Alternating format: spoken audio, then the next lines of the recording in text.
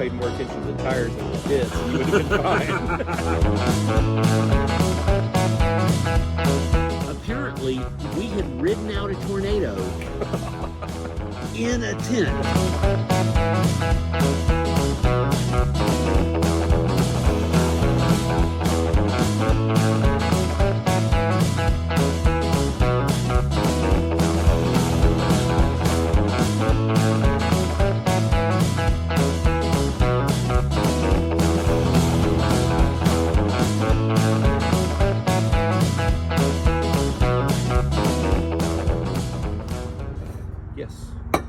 Okay, we are the Smokey Guys.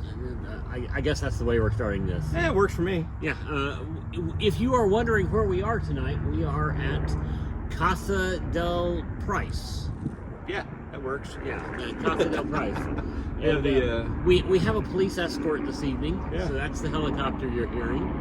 I don't know why they decided to show up all of a sudden. Well, they seem to do that whenever we smoke on this patio. Last time we were here, we got a visit from the K9 unit, yes. The detectives, the helicopter with the spotlight, who loved just circling us. Yes, yes. Apparently there was something happened in the neighborhood, a break-in, and what do you get? We were stars. We got profiled, I think. We were stars. We had our own life. I'm CR Parsons. I'm one of the Smokey Guys. I'm Kevin Price. And this is our second episode, and we learned a lot from the last episode. Number one, we learned that the camera angle was horrible. So if you watched that first episode, we appreciate you coming back. Yeah. Is that I've always heard the term beast whale. I just didn't realize the angle of those chairs. Woo, that was kind of brutal. They say the camera adds 10 pounds. I just didn't know we had 6 or 7 cameras on us at the time. Sorry, that is an old joke. That is so hack. But one of the things we learned from that episode was that we want to introduce folks to cigars. We want people to learn about cigars. Now, not that we're experts. I've been smoking cigars for almost 35 years, but I still don't consider myself an expert because I have met people who know more or who've forgotten more than I will ever know. Specifically, Jose Blanco, amongst others. Exactly. And, I've been smoking about 32 years myself, but I never feel like I know everything about cigars and don't pretend to. But if we can impart at least some of what we know and introduce people into the lovely hobby of smoking cigars in a way that is, I guess, I don't know, not informative and non-threatening. Yeah, exactly. Because, it's funny how you run into people and they just want to be like, hey, you talk about cigars and they're like, oh, that's awful. You're a smoker. You're this, you're that. It's like, no, cigars are a total different animal whenever it comes to tobacco and... Or the other end, you decide you're interested in it and you jump online and you get on forums and you ask a couple of questions, and what you get are jerks going, oh, if it's not a Cuban from 1964, it's not worth smoking. Or, oh, I only smoke Cubans. No, you probably have never seen a Cuban. You smoke what you think are Cubans that you bought from Mexico while you were on a cruise. Yeah. Good luck. But we wanted to make this a fun place to be and a enjoyable place to learn about the hobby of smoking cigars. And it's one of my passions. I think I speak for you as well. Oh yeah.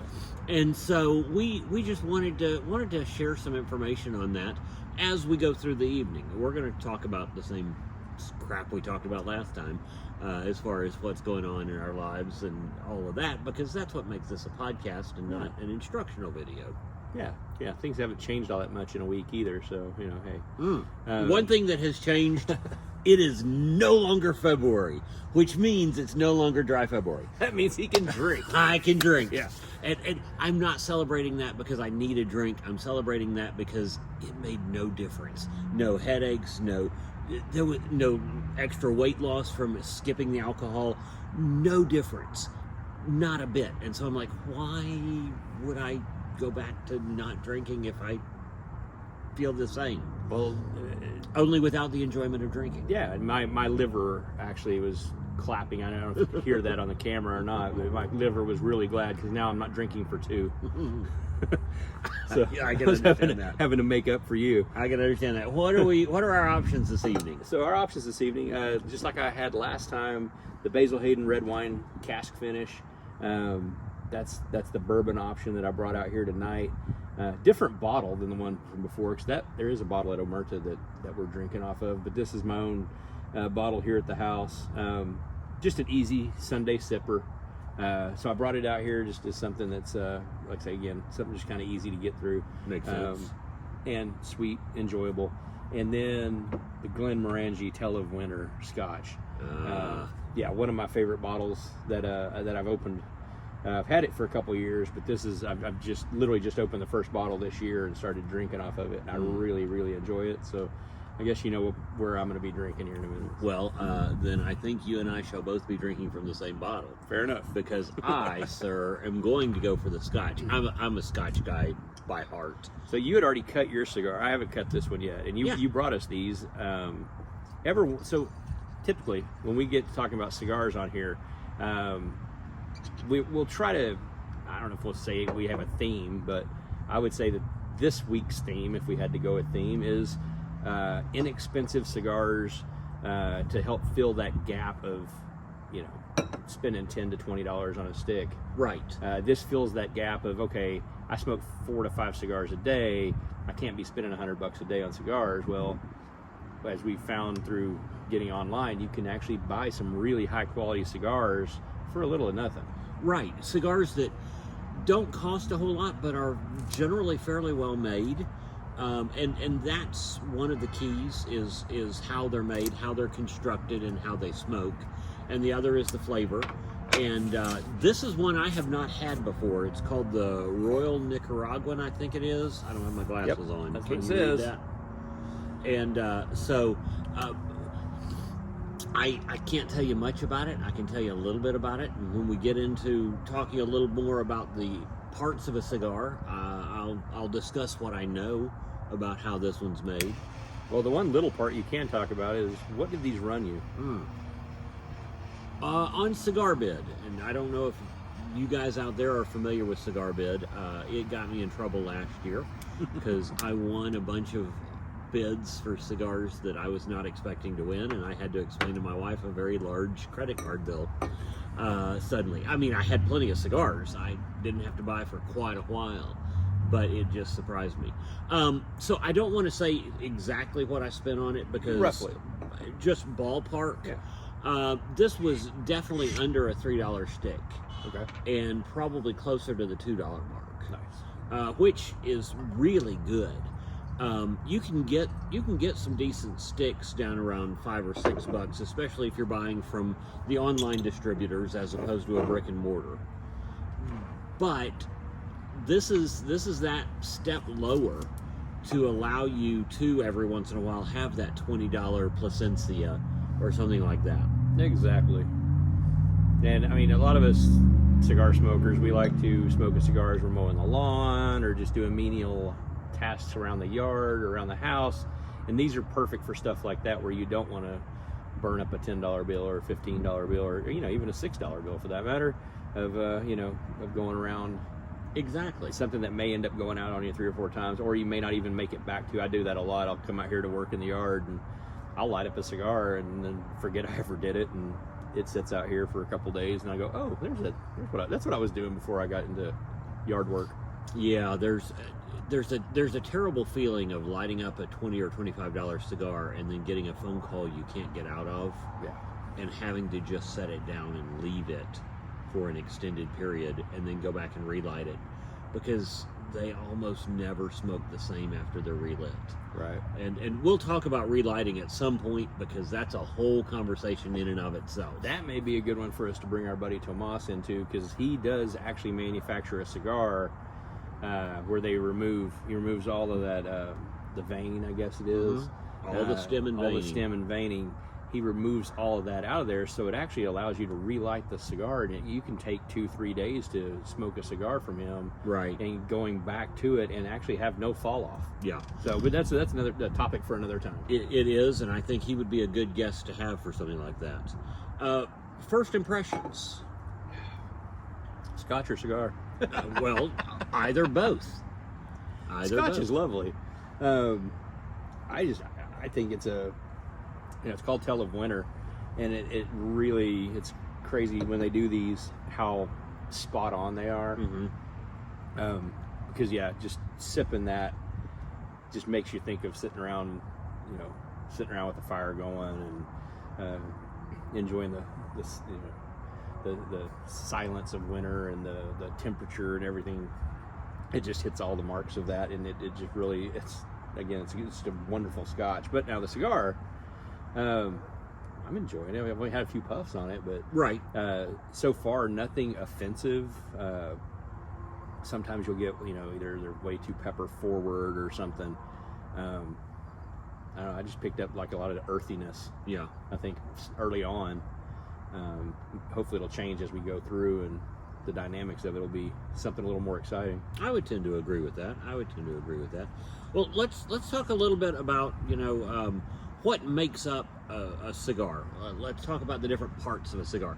Actually, what's funny is I did a comedy show a while back, and one of the things they had was a trivia section of the comedy show, and each of us submitted what topic we wanted trivia over. And then they gave those trivia questions to one of the other comics, and we had to answer somebody else's topic.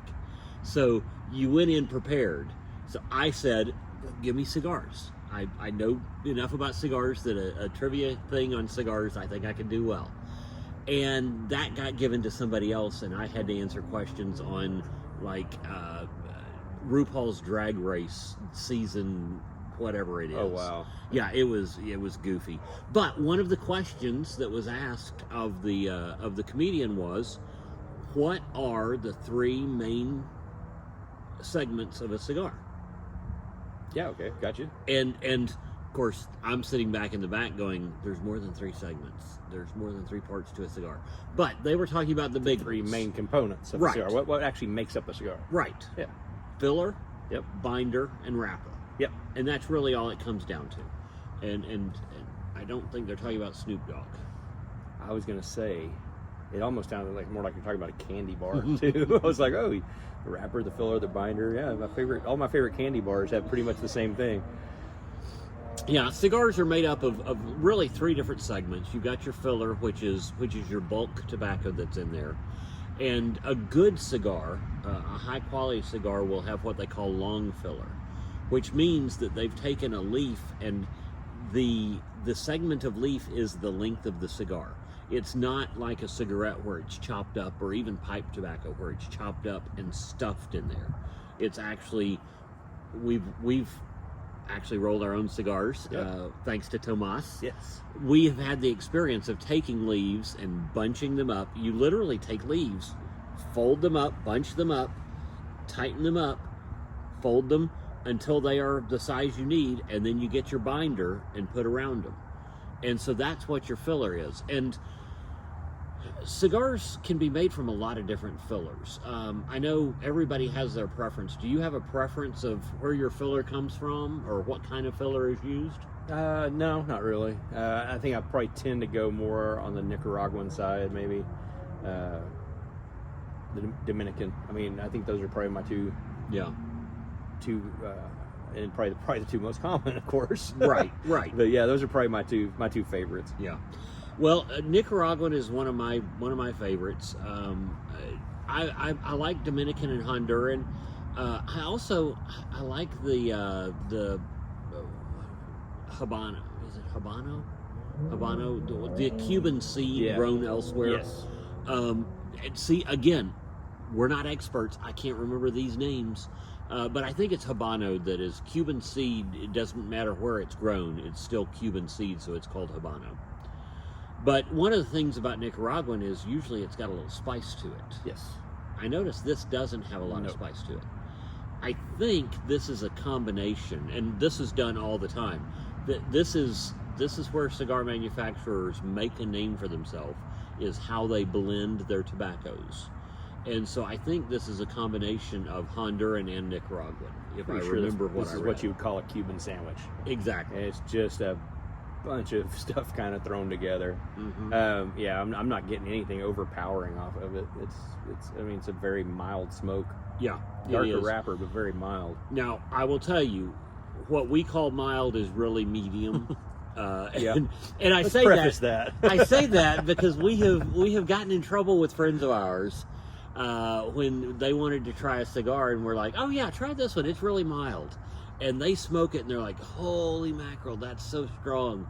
And then they smoke a strong cigar and they're like, holy crap, I can't do this. We smoke a lot of cigars, so what we consider medium is really medium to bold. Yeah. And what we consider mild is probably a pretty medium. And that's not bragging. It's just taste buds. I would say it's just like whiskey too. Same thing. You know, whenever you get into whiskeys, it's probably best to start off with like an 80 proof or something like that. Well, over time, and as you experiment with whiskeys and you start trying different things, just like you know, you find that you like bottled in bonds that are 100 proof. That's just a personal preference. I kind of tend to gravitate towards those, but then at the same time, we've experimented and gone up into the 130s, 140s on proof. And once you start drinking those, and then you drink an 80, all of a sudden, it seems like water. Exactly. Which is almost scary, but cigars can be the same way. You kind of, it's what your palate gets built up to and your tolerance gets built up to, and don't rush that, whatever you do. Right. Yep, so you've got your filler, and then you also have your binder, and binder can be the same thing. It can be any kind of leaf. It can be from lots of different places. And I will tell you, we may do a deep dive at some point on what the different parts of the plant are, because the different areas of the plant all have different names, and they all have different purposes. Some leaves burn better than others, and so you want to incorporate so much of this leaf and so much of this leaf, so you want so much flavor and so much actual burn, and that's where you get your construction, is whether it's a good balance of all of that. So we may do a deep dive at that at some point, but you got your binder, which is literally where you take and bind all of that filler up, and then you put it in a frame that shapes it for you to then put a wrapper on it at some point. Right, yeah, you put it in that press, and it'll mold it all together and get it to where it's a workable piece of tobacco that you can then wrap and handle without it falling apart on you. Yep. So. And then you've got your wrapper, which is the, generally speaking, the highest quality leaf in the cigar. Yeah. Because you want a good looking, a good feeling, a good tasting wrapper, because your wrapper is where you get a big chunk of your flavor from. Believe it or not, even on a cigar of this size, your wrapper has a disproportionate amount of influence on the flavor of the cigar than the filler and the binder do. No doubt. That just leads you right into a joke, and I really don't want to go there yet, but I was going to say, who's your favorite wrapper? What type of wrapper is your favorite as far as cigar related? Because I bet we could go on and on about our favorite wrappers. You're going to clarify. You're doing all this clarification. I grew up in gangster rap, so I mean, of course, I'm Tom McDonald. Yeah. No, I'm sorry. That was going to turn off half of the audience. No, they're cigar guys. We're talking about cigar people. They're fine. No. My personal preference, I like them all. I have to say, probably my go-to, my favorite is the Maduro, which is a dark wrapper. And again, we may do a deep dive at some point as to what makes each different wrapper different. But I generally am going to go Maduro, then probably a sun-grown, then maybe a natural. I'm not a big Connecticut guy. There are a handful of Connecticut's that I like, and because Connecticut's are probably the lightest colored wrapper, and to me they seem very tender. Yeah, I'm rough on the back end of my cigars. I use my teeth. Yeah, doesn't matter what my wife says. I use my teeth. So sorry.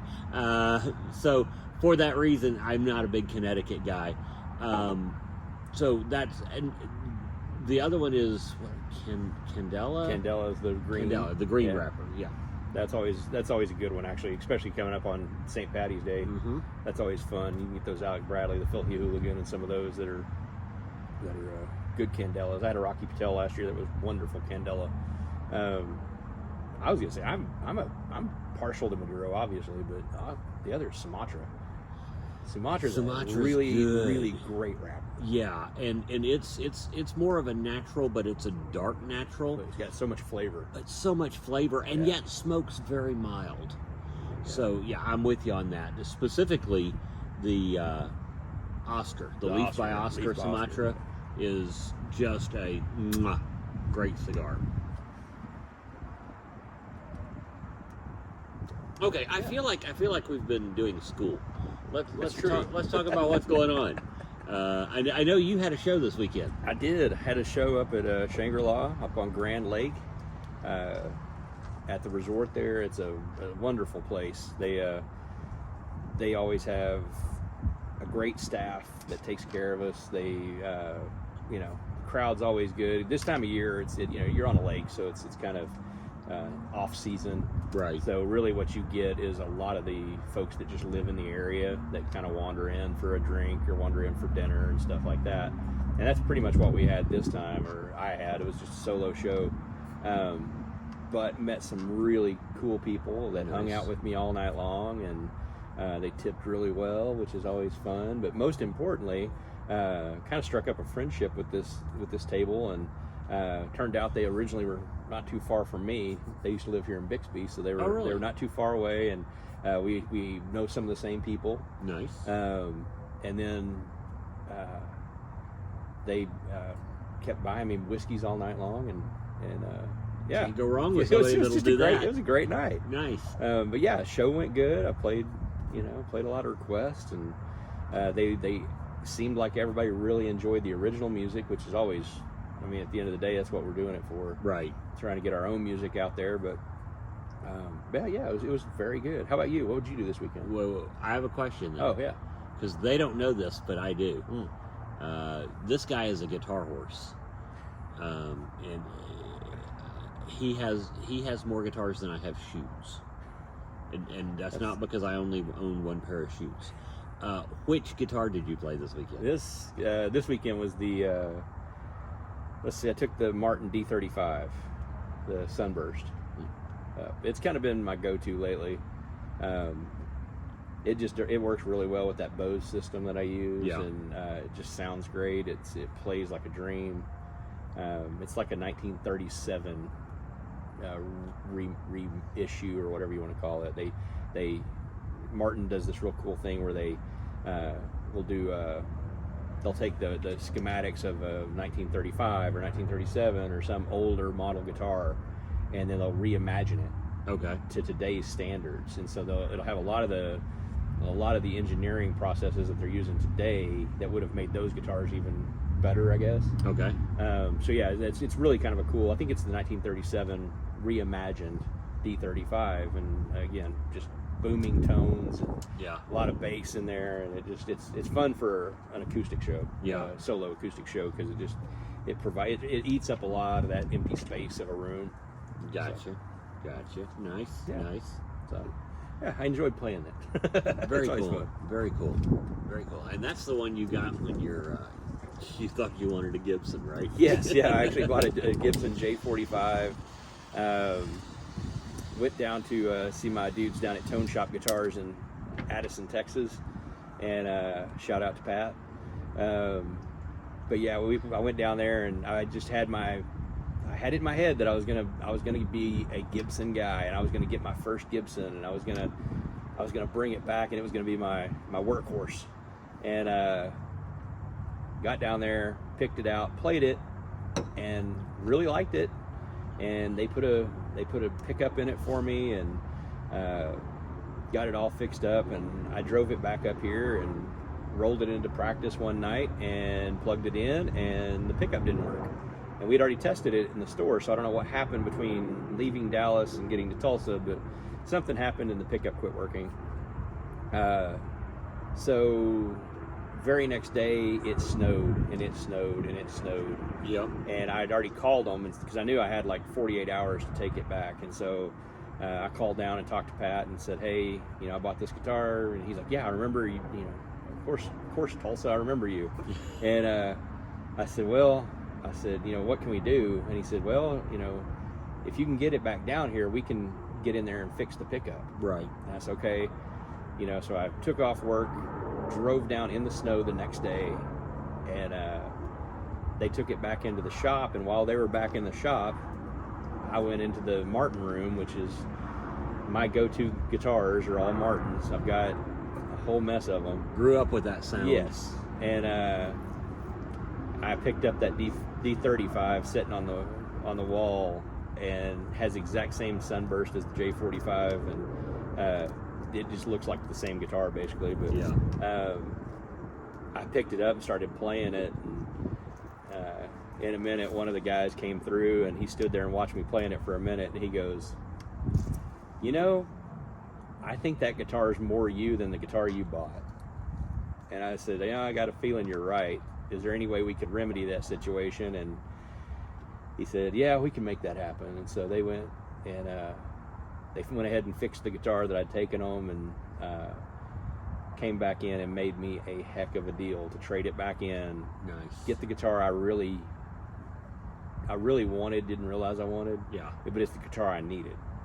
And so yeah, they fixed me right up, and I cannot say enough about those guys. I have since bought another guitar from them, which is my D41 Martin, which I have had permanently tattooed on this arm because I love that guitar so much. And again, they treated me right. They've just got, I mean, whether you're a Taylor guy or a Martin guy or a Gibson guy, they know their stuff, and they know how to treat a customer, which is the most important thing, because you're not exactly just, you know, buying a $200 guitar. Right. None of these are super cheap. So right. When you're spending that kind of money and you get taken care of the way they take care of you, it's like, oh, I'm good. So yeah. Of course, I'm wearing a Guitar House of Tulsa hat, and they are, I'm telling you again, they're the same type of shop. Mm-hmm. They treat people the way they need to be treated. They have a host of lovely guitars, and Drew knows how to source some of the best old vintage stuff. He does. What he comes up with amazes me sometimes. Yeah. Amazes me. And sometimes. I've bought quite a few guitars off him too. As a matter of fact, my favorite Martin outside of my D41, they're probably like 1A, 1B, is my Jason Isbell D18 Martin, and I got that off Drew, and it's been a great guitar. It's been the guitar I played for years now, up until I kind of retired it for this D35, but it will make appearances here and there, obviously, because I can't just completely retire the guitar. What did I tell you, guitar horse? No, seriously, there was a time through there that I thought every time you went to Dallas, you had to come back with a new guitar. That's kind of the rule. That was what happened. Every time you went to Dallas, you came back with a new guitar. I'm like, holy crap. I'll be going back in a couple weeks, so we'll see. Can you pick me up some coffee? Yes, I was going to say, I actually have two things that you would have to accuse me of always coming back with, is a guitar and HEB coffee, because I don't drink coffee, but this guy does, and he will not drink anything but HEB coffee. So. Oh, there is something about that Cafe au Lait by HEB. If you have not had it, it's available on Amazon. Now, it's half again more expensive, so you're paying 1.5 times as much, but it is worth it. The Houston blend with just a little bit of coconut flavor in it is just so good, and they do a snickerdoodle. I love that coffee. And what was bad was, for the last several years, every time I've gotten low, I always buy it in the 100 count box. I do the Keurig, and so I always buy it in the 100 count box. And for the last couple of years or more, I've always had somebody running down to Texas that would pick me up a box, or I was down there and I could pick up a box or whatever. And then over the holidays last year, something happened. I think you were supposed to go to Texas. Yeah. And you didn't end up going for some reason. Yeah. And I ran out. And it was a coffee crisis. Oh, it was. Around your house. I was almost 30 days without my Cafe au Lait coffee. And I tried some others, and they sucked because I refused to pay way too much for coffee. But what was bad was I finally did a couple of shows down in Texas a few weeks ago, and I told the guy I was traveling with, I'm like, we have to hit an H-E-B, and he goes, thank God. He goes, my wife loves this one rub that they're the only ones that have. So apparently I'm not the only one who has an H-E-B problem. The question is, what were they rubbing? I wanted to know the same thing. I didn't ask too many questions. Are we talking about like body lotion? Are we talking about some sort of barbecue? I mean, yeah, I don't know. It was a dry rub, so I hope it was barbecue, yeah. Because a dry rub for the other wouldn't be a good thing. Means you ran out of lotion. Exactly. And mojo. But yeah, I'm a big fan of Cafe au Lait coffee. That's just my favorite. Yeah. Favorite. Well, I'm glad you had good shows this weekend. Yeah, it was like I say, it was really good. Don't really have much on the books for a while now. I don't think until we get back here to Tulsa for I think full band. Early April stuff is I think the next thing. Yeah. Next big things we got. Of course, we got spring break coming up, and I'm going to Branson. That's gonna take a chunk out of. Because everybody needs a trip to Branson on spring break. Then I looked at the weather and I'm like, why am I going to Branson on spring break? Why are you camping in Branson on spring break? Okay, there's a story behind that. There's a story behind that. My wife grew up with a father who worked for American Airlines. So when they vacationed, they drove to the airport, they got on a plane, and they went anywhere in the world they wanted to go. They would go to Hawaii, they ended up in Acapulco. Sometimes they'd just get on a plane and go somewhere, and if something happened at a transfer, they'd just go someplace else. Yeah. They didn't care. They could fly anywhere they wanted to. Sounds like heaven. I grew up in a family that did not have fly around the country money. And so we drove everywhere we went. Yeah. So my wife had never tent camped until we got married. And so I took her tent camping for her very first time. We went with a motorcycle group. And we had a small tent, little two-person, little pop-up tent. Nothing big, nothing fancy. She was not feeling well that weekend. And so she spent a long weekend tent camping, being sick. She hated it. She didn't have her blow dryer. She didn't have electricity. She had to walk to the bathroom. It was just awful. It was so bad. We got home from that trip and we immediately made plans to go down to South Texas to get her parents' RV. So if we were going to go camping again, which we did occasionally, we had an RV. So we basically had a home on wheels. Right. It was not camping, it was RVing, and that's Yes. a whole different beast. Yeah. Well, I grew up in a family where we didn't take vacations. I mean, the occasional, weekend to go fishing, maybe something like that. My parents just were not vacationers. Right. I remember, like I say, I remember 2 vacations as a kid that we went on as a family. And one of them was actually Branson, believe it or not. Was it? And I only can remember this because we got up to Branson. First thing we did was we went to a guitar store because my dad was a guitar collector. Guess where I got it? And we went there and he bought a Fender Stratocaster. And then I think we checked into a hotel. He did something, tweaked his back. Anyway, so we called the vacation off and drove back to Amarillo. And but the second vacation, and this is the one that really sticks out, was we decided to take a family trip, and we were going to go down to San Antonio. Okay. And go do the river walk and all those things, Yeah. Six Flags, and I love the river walk in and San so Antonio. we get in the car, we're all flying down the highway, and first thing is my dad gets upset because I've got a boombox in the back seat. This is back in the 80s. Mm-hmm. I've got a boombox in the back seat, and I just gotten a Van Halen cassette, and it's the one with the that starts out. Yes. Yeah. So I hit play and I have it cranked up back there, and all of a sudden he thinks that there's something wrong with the car. Something's wrong with the car. Yeah. So he's got to pull over, check all the tires. Hush, turn everything down. Yeah. Do you smell something? So we get to going again, and I turn it back on, and it does the same thing again. So he's upset, and he finally figured out it's me with the radio, and I found, of course, I figured out it was a joke, and I just kept doing it. Right. And so anyway, he's frustrated with me in the back seat, and my brother's back there, and of course I'm sure we were not being the easiest kids to get along with. No, you wouldn't pick on a sibling. Never. And so anyway, we pull over, and he's decided that the tires must be low in this car, and so we pull over. He gasses up the car, and I'm out there with him as he's putting air in the tires.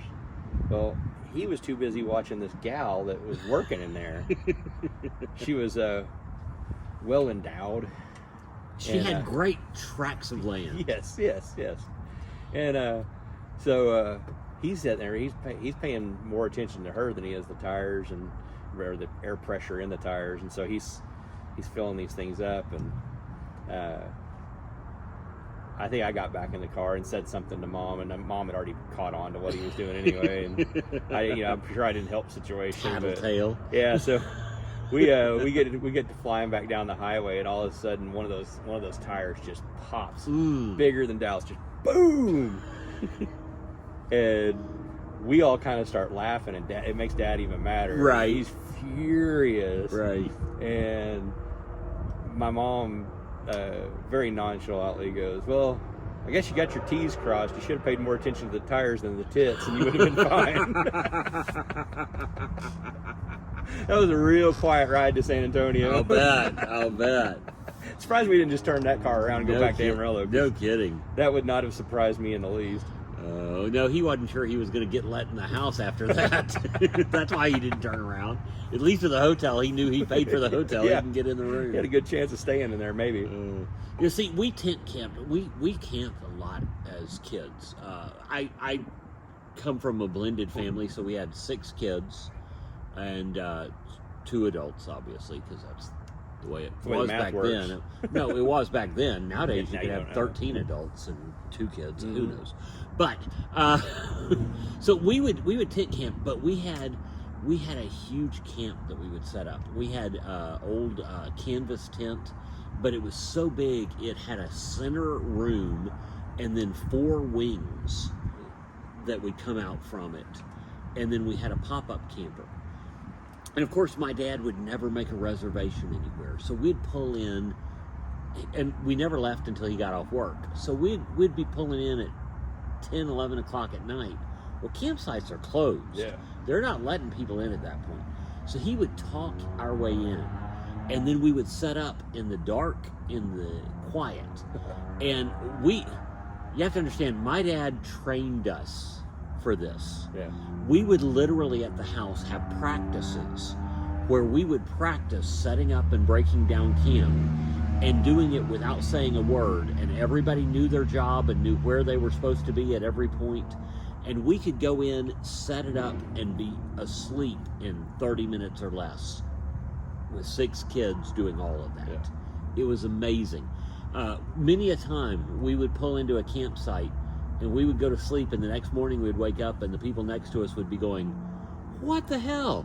We went to sleep last night, and while we were asleep, a hotel moved in next to us, and we didn't hear a sound." And Dad would just go, "That's what they're supposed to do." In fact, we were, I'm going to get back to why tent camping is such a big deal for my wife, but we were camping one time at Table Rock Lake in Branson. We had come in, we had camped, we had stayed one night, we were there for the second night, and a big storm blew up. And we knew it was a big storm because a lot of wind, a lot of rain. All of a sudden, it was picking the tent up. My little brother, who was little at the time, we stationed him in a corner. All of us kids took a corner and held it down because the wind was so strong. But it was literally picking him up and dropping him on the ground. It was wild.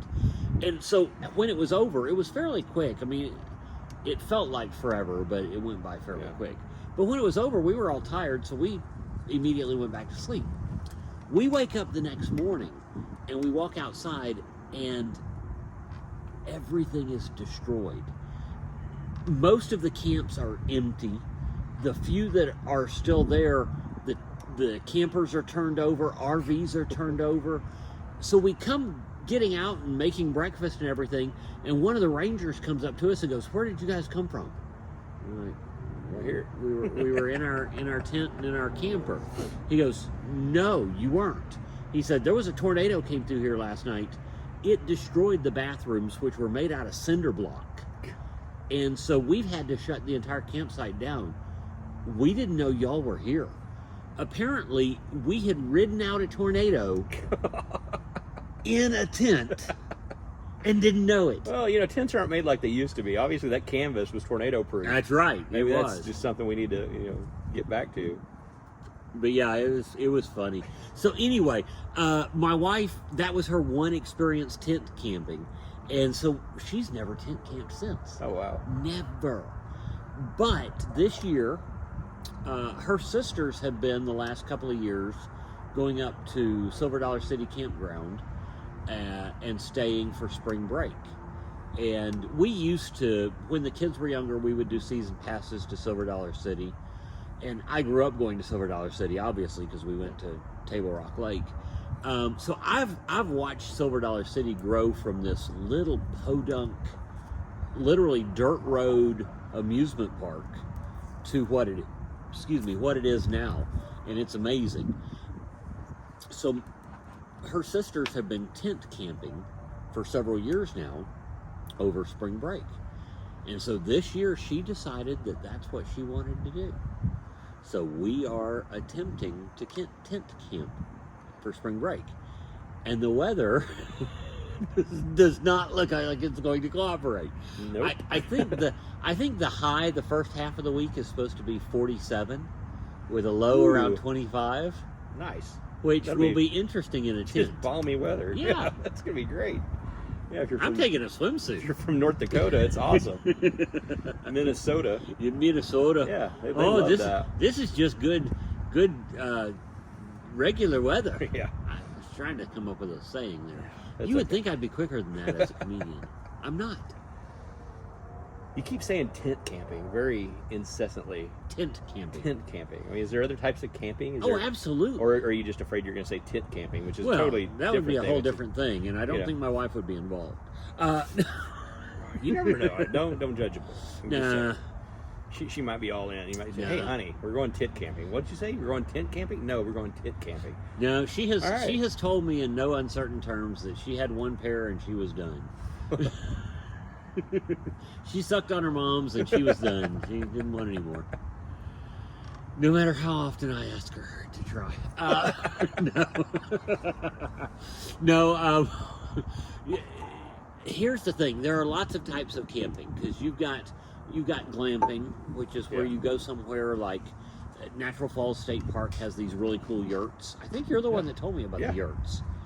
So you've seen them. I haven't actually seen the Yeah, yurts. they're amazing. And I had never. I mean, I'd seen yurts, but I didn't. Yeah, I've I've never seen stayed yurts. them. But yeah, we were up there. Took the boys up during COVID. We were looking for stuff to do outside where we didn't have to be around people. Right. And which actually turned out to be a great thing. So I found out I don't like to be around people most of the time. Good thing I'm not people. Right. But no, it was cool. And so we went up there, we're walking around, and like we kind of hike up this hill and come to this clearing, and they've got like 8 of these yurts. And I mean, they were That's cool. super nice. And I was like, man, that's so cool that you can, it's not that far away. It's like an hour and a half from Tulsa. Right. And they don't have a road that leads up to them. They actually loan you a golf cart for you to haul your stuff up to there, so you don't have cars around. And Nice. I mean, but they all apparently, I guess they have electric, and they have little air conditioners in them and stuff like that. And they have the communal bathroom in the middle, and See, that's glamping. not in the middle of the yurt. I mean, Right, the bathroom's actually like a porta potty out in the middle of the courtyard camp area. ground. Yeah, there you go. Yeah. I'm not good with that kind of stuff. See, that's glamping as far as I'm concerned, because you've got a kitchen, you've got running water, you've got electricity. And that's glamping, and so I don't consider that tent camping, even though a yurt is officially a tent. Yeah, because I mean these I mean you still cook outside. They don't have indoor kitchens or anything, but you sleep inside and you have some of the amenities of having an air conditioner. Right. So you've got that, and then you've got cabins. Mm-hmm. Like you can rent cabins at a lot of campsites. Disney has cabins at their Wilderness Adventure. Yeah. Even Silver Dollar City has cabins available at their campsite, and that's fancy camping. That's not tent camping. And then you go up from there to RVs, and you can get as fancy as you want with an RV. You know, my type of camping is, going down to Broken Bow, Oklahoma, and renting a cabin. Okay, that's my type of camping. Okay, I have shared a cabin with you at Broken Bow, and those are not cabins. It's a cabin. It says so. Those are log mansions. Is what those are. I'm sorry. Any cabin that has a theater room is not a cabin. Yeah. True, I suppose. I think every cabin should have its own hot tub in every bedroom. But, that's just personal opinion here. I mean, as an experienced camper, Don't get me wrong; they're nice. They are very nice. I have thoroughly enjoyed being down there the times I've gotten. Closest I get to camping though is twice a year. Me and a buddy of ours, we do a golf outing. There's like 15 of us that all go golfing, and we'll pick out a house that's not big enough for 15 full-grown men. Right. It'll be like a 2-bedroom, and so we all have air mattresses on the floor. One of those Colorado sleeps 15. Yeah, exactly. That's pretty much what we end up with, and that's as close as I get. Because I mean, hell, you're still, most of the time we're still peeing outside, doing all the stuff that you'd be doing camping. You're just sleeping on a floor. Right. Exactly. Well, to change the subject back to cigars, we're about halfway through. You're a little more than halfway through. Now, everybody talks about, when you're smoking a cigar, they talk about the flavors. It's all about the flavor, because you don't inhale cigars. If you are inhaling cigars, you're going to die. You're doing it wrong. Yeah, very wrong. So everybody talks about the flavor of cigars, and half the people I know that start smoking cigars, they're like, all I taste is smoke. What flavors are you generally looking for in a cigar? Like personal preference, I'm looking for spice. I like black pepper, white pepper. I like leather. I want to get some of those, I'm not a big, when I say earthy flavors, I'm not wanting something that tastes like dirt. Right. Again, I'm looking for, I don't know how you'd best describe those scents, but the flavors are mostly like, manly musk scents, the leathers of the world and stuff like that. Leather, wood, different types cedar. of wood, because you can get cedar, or you can get a hardwood like a pecan, or even an apple. Yeah. I have had a cigar that had almost a citrus flavor to it. And it wasn't an infused cigar. That's a whole different category. Yeah, we may touch on those at some point. We will. We'll have a chick here to smoke one. Yeah, there you go. or Casey, you never know. Yeah. Well, like you said, he has a beard, but that's right. And she's a nice little wife. Yeah. No, but there are different woods that you can pick up, and different flavors you can pick up. And like I said, that one, I picked up serious citrus vibes from it. It was an Avo special edition. It was one that came in what looked like a record player. Yeah. If you ever wander into a place and find those and they're not overpriced, shoot me an email, because I will fly there and buy them, because they were so good, but they were such a limited edition that once they're gone, they're gone. Yeah. And it's funny, because cigars are a lot like whiskeys, and if you're a whiskey drinker, you know exactly what I'm talking about. Whiskey notes, we're always looking for those and trying to deep dive into, I'm getting some vanillas, and I'm getting, you're right, I'm getting green apple, or I'm getting, what was the one I had not too long ago, and I told you, I was like, oh my gosh, I'm getting mascarpone cheese. Yes. It was the craziest thing. But yeah, and it's, for as complex as some whiskeys can get, cigars are the same way. They are. There's some of them, man, you'll smoke it and you may get a whole host of things. In that first third, you may get 4 or 5 things, and in the middle third, you get another 3 or 4, or whatever, and it changes throughout. And those are the ones I get excited about, because they're interesting. Yeah. You know. And I'll be honest, half the time when I smoke, I'm not even thinking about that. If I stop and think about it, I go, okay, I'm picking up this and this and this, and I have figured out that I prefer some of these things over other things. But 90% of the time, it's more, do I like it or do I not? It's ritualistic. You're just like, okay, I'm sitting here, I'm smoking a cigar. Do I enjoy it? Am I not enjoying it? And yeah, I totally get that. That's, to not be, I think we both have been around people like that I would call them cigar snobs. That's all they're doing every time they smoke a cigar is they're sitting there and they're trying to convince everybody around them that they know the most about cigars, and that by telling you all these facts of the cigar they're smoking, at the end of the day, it does nothing for me to interest me. It's kind of like drinking wine with a wannabe sommelier. Right. It sucks. Yeah. And I'm not going to pretend I know a lot about any of these things, but I know enough that I know what I like, and my advice is always to smoke what makes you happy, drink what makes you happy, and don't care what anybody else thinks. You're sounding a lot like the Whiskey Tribe. Oh, sorry. I guess. Are we stealing their their thunder? Yeah. Drink what you like, drink with people you like, and what's their? Oh yeah, that is their thing, isn't it? Isn't there three? But at the end of the day, that's what it all comes down to. It's not about the pretentiousness of any of this stuff. And see, I say our line should be, I smoke what I smoke. F you. That's a good. I like that. Yeah. Especially when you're smoking a $2 cigar, and it's actually a decent cigar. It's not bad. Yeah, no, like I say, it's not one of those that I'm like, oh my gosh, I'm picking up all these different things, and so we're not doing a true, real cigar review. I mean, at the same time, though, it's a good cigar, and I've enjoyed. And there are some bad cigars. There are some expensive bad cigars that I've tasted. I'm like, ugh, this tastes like mulch on the bottom of. It tastes like what I smell when I clean the bottom of my lawnmower. Yeah. Oh, yeah. I've had some cigars that tasted like that. Hey, I've had some IPAs that taste that way, too. Now you're getting into a whole different thing. IPAs, I am not... I love craft beer, but every time I walk into a craft brewery, first thing I do is I go to the counter and I go, what do you have that's dark and malty? Yeah. Because I do not want hoppy at all. But yeah, that's the same thing. You get these cigars that are just.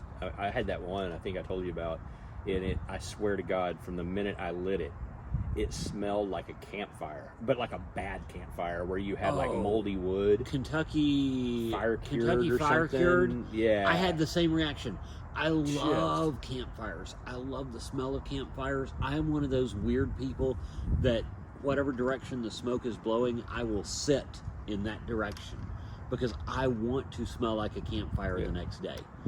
That, as a cigar, I could not handle. It wasn't my flavor profile. But yet, I was talking to somebody last time I was in Paris, Texas, that loves those cigars. Hey, they can have all the ones I'm not buying. Them. That's they great. Love them. Speaking of Paris, Texas, I will probably put up a little short because I was in Paris, Texas earlier this year to do a comedy festival, and I got to meet and hang out at a really cool cigar bar there. So I've got some video from that. I'll probably put up as a short here before too long, so watch for that. We'll do that occasionally. Yeah. If we wander into an interesting place, we may throw some video up or whatever. And we're gonna try to keep this rolling. Yeah. I'm about out of things to talk. Oh, we do need to talk about. Okay, I just looked at my notes because we want this to be informational. Yes. We've talked about the parts of cigars. We've talked about cigar smoking being a little ritualistic. Yeah. That there are things you do.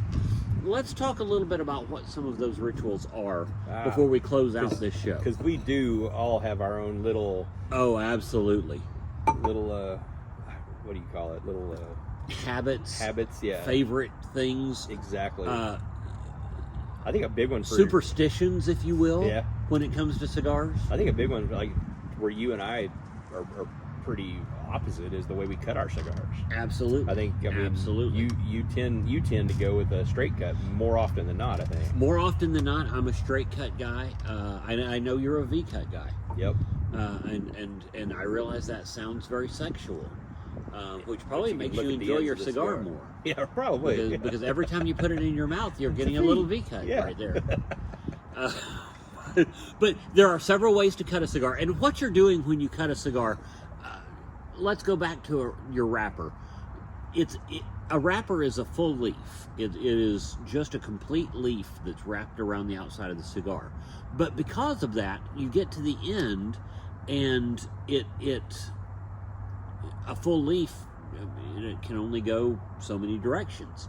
So they use what they call a cap, which is a part of the leaf they will cut out, and they will cap the end of the cigar. Just a perfect circle that fits over the end.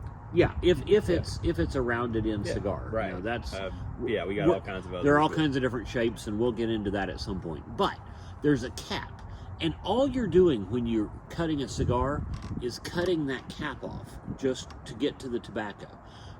When I started smoking cigars, I did not know why you cut cigars. Oh, really? I knew you cut cigars, but I didn't know why. So I would cut like a 1/4 inch or more. Oh, wow. Off the bottom of my cigar. Yeah. And of course they would unravel as I smoked them, and it drove me nuts, and I didn't know why. But I just knew you cut cigars. I didn't know why or what you were doing. So I cut way too much off of my cigar. Yeah. So now I just cut just enough to get through that little cap. But yeah, I started as a straight cut guy, and I tend to be a straight cut guy. Yeah. Did you start as a V cut guy? No, started off as a punch. Okay. I just punch a hole in the end, and that's how I kind of went with it. But I found that once I started experimenting with the different cuts, I found that it's how it places the smoke on your tongue. Right. And you can get different flavors depending on how you cut the cigar. So yeah, in some cases, a flat cut, straight cut will be giving you the most flavor across the whole tongue. Right. Where a V cut typically puts it kind of down the middle. Right, puts it further back on the further back tongue, on where the you've tongue. got different receptors back there. Yeah. So you're going to pick up more. You can generally pick up more subtle notes earlier with a V cut than you can with a straight cut. What I typically do with a V cut, especially on a big ring gauge like this one, I will cross cut it or diamond cut it. Yeah. And that way I get 2 V cuts out of it, and it still gives me all that, almost like a straight cut, but it still directs the smoke where I want it. But I'm still getting a good full draw off of it to keep it from canoeing on me. Right. And I'll say that about this $2 stick. Man, it has not canoed at all. It's smoked, even burn. I haven't had to touch it up much at all. Maybe just a little bit early on. I kind of touched up the end, but it's smoked true since then. Yeah. It hasn't unraveled. It hasn't done anything that would make me think it's a bad cigar. Cannot say that has happened to me this week. I had a $10 cigar earlier this week that I was kind of looking forward to. And I'll be dang if that thing did not canoe the whole time. Even after I just did a single V cut at first, fought with it. So I went ahead and cut it a second time. Right. And still just had nothing but problems. And I'm not going to out the company because it could just be that was just a bad cigar. Right. It could have been a humidity issue. There's a lot of things that go into why cigars canoe. I think it was a manufacturing problem, because I had the same problem with the same brand. Yeah, and so sometimes that just happens. It does. And if you're wondering what he's talking about with canoeing, that is where your cigar burns unevenly. So you'll have one side burn way down and the other side does not burn as well or at all. And so you end up with kind of an angle on your cigar. Now, I'll tell you, sometimes that's user error, but as a little bit of a smart aleck when it comes to cigars, if I've got somebody new to smoking cigars and they have one canoeing on them, I'll tell them, oh, that's because one of your lungs is stronger than the other. Right. You need to smoke from the other lung. Yeah. It's just those little things that you do to mess somebody up. Yeah. But yeah, cutters are something that if you're going to smoke cigars, you're going to get cutters. Like I said, I use a straight cut. This is a Cigar that was gifted to me by the lead singer of a band, because it's got a bass on it, and I don't know exactly why he gave me this one. Couldn't be because you play bass in his band. I don't. It may have something to do with that. It may have something to do with it. But I do appreciate the cutter. You're welcome. You're welcome. Yeah, I'm a Cigar guy. I mean, you are. All my cutters are all Cigars, and these V cuts that they make, they have a lifetime warranty. They are wonderful. I've probably got 8 of these in every color that they make, just because I am a huge fan, and I keep them in my vehicles. I keep them in all my cigar bags and my kits, and just a big fan of theirs. I'm a big fan of their lighters too, but they're a good company, and they always warranty their products and take good care of them. So absolutely, I keep going back to them. Absolutely. And then, of course, let's talk about lighters and lighting a cigar. There are those that will tell you the only way to light a cigar is with a Spanish cedar stave, wood kind of thing, stave, a little piece of wood that you light with a match, and then you let it burn, and then and they're saying that because there was a time when the fuel used to operate lighters was not as clean a burning fuel as we have now, and so it would impart a flavor to the cigars. That is long gone. Oh yeah, the high performance butane they use now, it's odorless. There's odorless, flavorless, absolutely. And so I am a big fan of a torch. And the difference between a torch and a regular cigarette lighter, a cigarette lighter has what they call a soft flame. You'll see a big orange flame. A torch is actually just it looks like a little jet engine in there. And this is a what do they call them? That's a triple torch. But there's a term for that portion of it. Dadgum, what is it called? A three burner. I guess it is a 3 burner torch. But that gives you the high power you need, and I like one that's kind of set up in a circular, or this one's a triangular design. Yours is a little different. This was a little different. This one right here, if you can kind of see, it's a triple torch as well. But the outside burners they're angled slightly inward. So what you get is this cool little triangle shaped flame when you light it, and it's a great lighter for, especially in the wind. You don't have to fight the wind. This is the Cigar tactical lighter, so I guess if you were in a tactical situation with your AR-15 and night scope, this would fit perfect with that. So when you come up out of the mud and muck, and kill the enemy, you can then still light your cigar. Light your celebratory cigar, and then you'll have no problems. Makes sense. But this one, with the way it's designed, is really cool, because it does allow you to easily touch up a cigar, so you're not, because you can pinpoint. You can pinpoint exactly where the flame's going. Which they also make a flat flame lighter, which is really good. It's just a single torch, but it produces a really narrow flame that you can use to really line up a cigar. If it's just a little off or whatever, you can really get in there and make that thing look, normal again. And just a little tip on lighting a cigar: if you're new to cigar smoking, number one, if you're new to cigar smoking, I don't know how you found our site, but we're glad to have you here. Yeah. But if you're new to cigar smoking, one of the things you do when you light a cigar, and we'll have to talk about this at some point at the beginning of an episode instead of at the end. Yeah.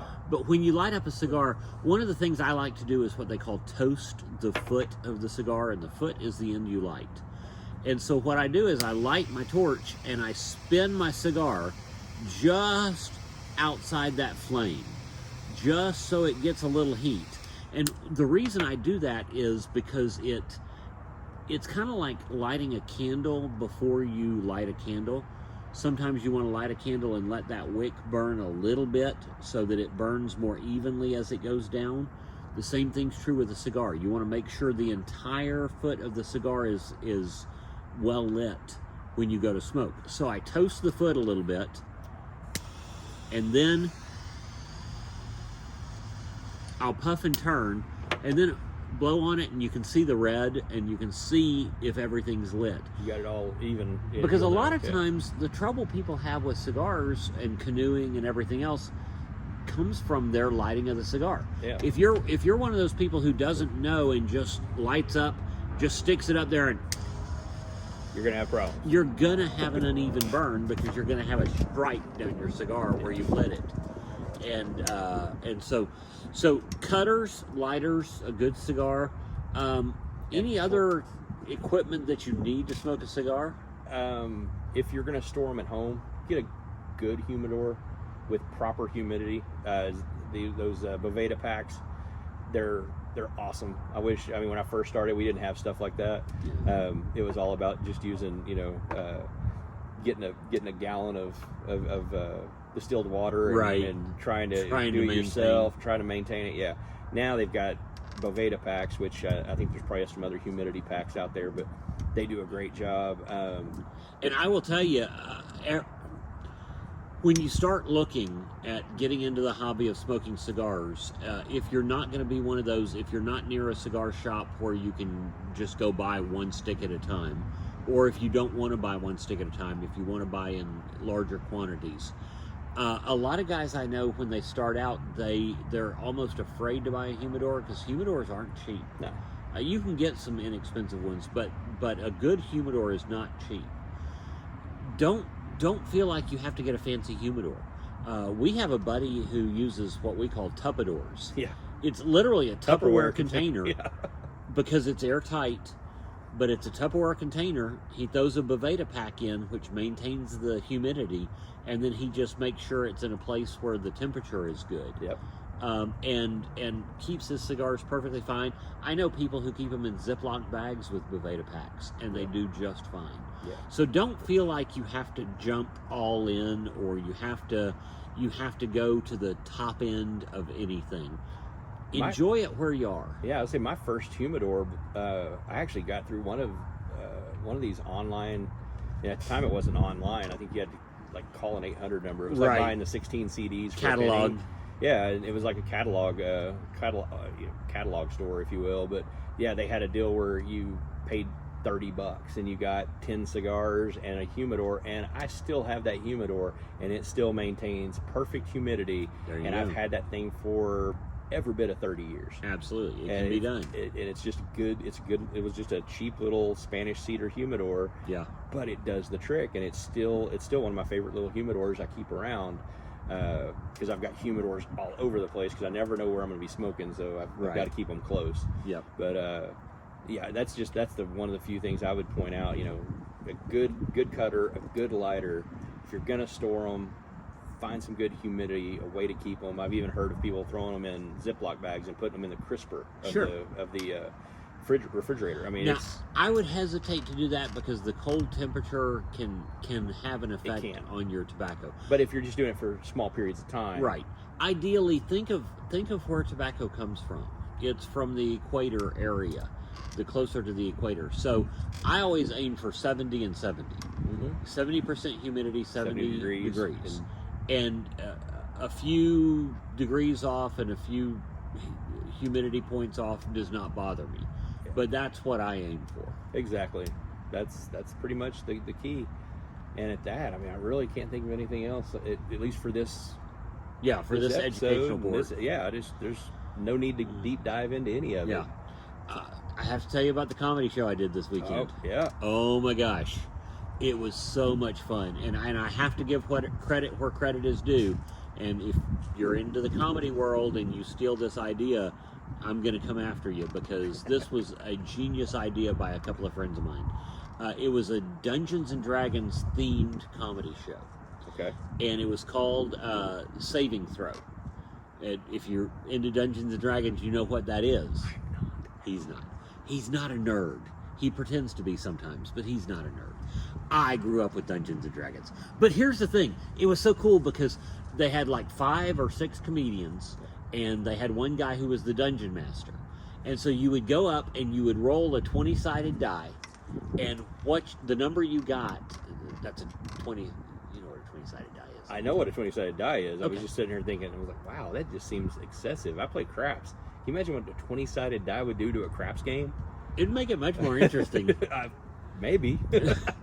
But you roll a 20-sided die, and whatever number you get determines whether you get a benefit or a damage. So it's moving on with your set. It is. So you start out doing your comedy, and then you stop and you have to roll this die, and then you have to continue. It may be you have to continue in a character voice, or I had to continue my comedy set while having a sword fight with one of the cast members. There was another time I had to continue my set while wearing a gas mask. It was so fun. It was so much fun. You just cut loose, and the best part was the audience played along. The audience was in on the gag, and so they were in for the game. Okay. So the comedy was not as important as playing along and having fun with it. It was the best show ever. I have to give credit where credit is due. Landry Miller, a comic out of Tulsa who's written for BoJack Horseman and the Ellen DeGeneres Show So and a bunch of other stuff. Yeah. He and Quinn Blakely, who is an award-winning playwright and comedian here in town, and Ethan Sandoval was our dungeon master. Yeah. They came up with this and created it, and it was just a blast. So much fun. Where'd y'all do that at? I mean, It was at a place called High Gravity. Well, it's actually Pippin's Tap Room, attached to High Gravity. And High Gravity is a place in town where you can get beer making supplies. It's a home beer making supply. I knew that. Yeah, I'd heard of that because a lot of the guys, I used to play hockey, and a lot of the guys on our team all brewed their home beers. Mm-hmm. Interesting side note: we got accused one time of throwing beer cans up onto the top of our ice rink. Oh no! Yeah, and guys, I guess I don't know if they took a drone and put it over the top or something, but we had to real quickly remind them that if they'd like to come in and check our coolers, we don't drink Bud Light. So whenever you're drinking home brewed beer, it's all in homemade bottles and stuff like that. And so we're not throwing that stuff. Nobody's throwing their bottle up on the roof because they want to clean it and refill it. Exactly. Those aren't cheap. Oh. Well, thank you guys for joining us. I think we're going to end it there. I think we're probably about close to time. Yeah, I think they're probably about done with us. Probably so. Probably so. Tell people where they can find you. If you would, look me up on all the social medias at Kevin Price Band or at KP Troubadour. I'd love it if you could give us a follow, or if you have Spotify, Apple Music, Amazon Music, any of those online. Look me up, Kevin Price. I have an EP out called Widowmaker. It's five songs, and hope to have more out soon. And you can find me on all the social medias at either CR Parsons or CR Parsons Comedy or CR Parsons Comedian. Try both. You'll find me one place or the other. Or you can go to crparsons.com. I've got a website there. I don't remember what it is. I had to redo it recently, and I don't know that I finished doing it. I'm pretty sure my kevinpriceband.com still has like under construction, and it's been there since like 2016. Well, mine's a WordPress, and I'm not good with that stuff. So it'll get done eventually. Yeah. But yeah, come check us out and come follow us online on all the social medias, and we'll see you guys next episode. Stay smokey.